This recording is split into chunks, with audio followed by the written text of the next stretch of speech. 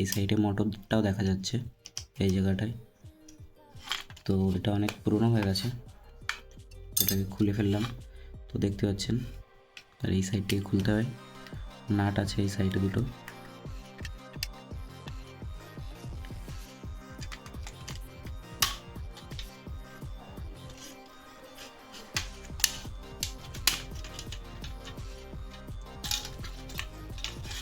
তো এই যে সাইড থেকে রেখে দিই, আর এই দুটো নাট এই দুটোকে সাইডে রেখে দিই। আর দেখতেই পাচ্ছেন এর ভিতরটায় ছোট্ট একটা বোর্ড আছে, বোর্ডটা এই যে।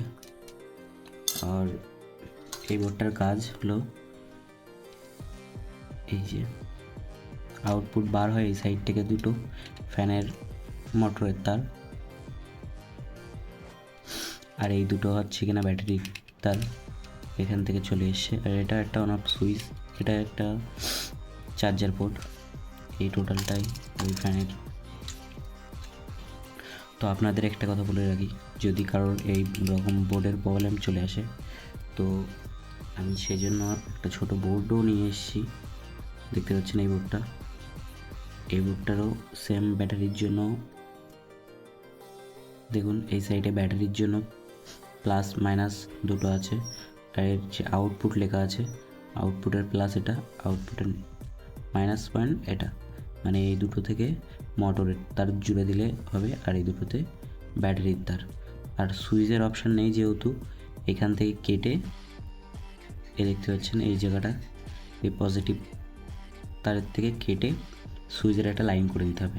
এই বোর্ডটা দিয়েও আপনারা এই ফ্যান ঠিক করতে পারবেন। এই জন্য আমি নিয়ে এসেছি, সবসময় একই রকম বোর্ড পাওয়া যায় না। তো এই যে এখনও পর্যন্ত জানি না এই ফ্যানটার কী হয়েছে, আর ঠিক করা হবে। আর একটা কথা বন্ধুরা, যদি আপনারা এরকম ছোট মডুলার বোর্ড কিনতে চান তাহলে কমেন্ট করবেন, আমি কমেন্টে এই বোর্ডের লিঙ্ক দিয়ে দেবো। আর এটা অনলাইনে কিনতে পারবেন আপনারা। আর এই যে, তো আশা করি আপনারা বুঝতেই পেরেছেন। আর এই ফ্যানের পুরো ভিডিওটা আমি আরেকটাভাবে আপলোড করব। তো আজকে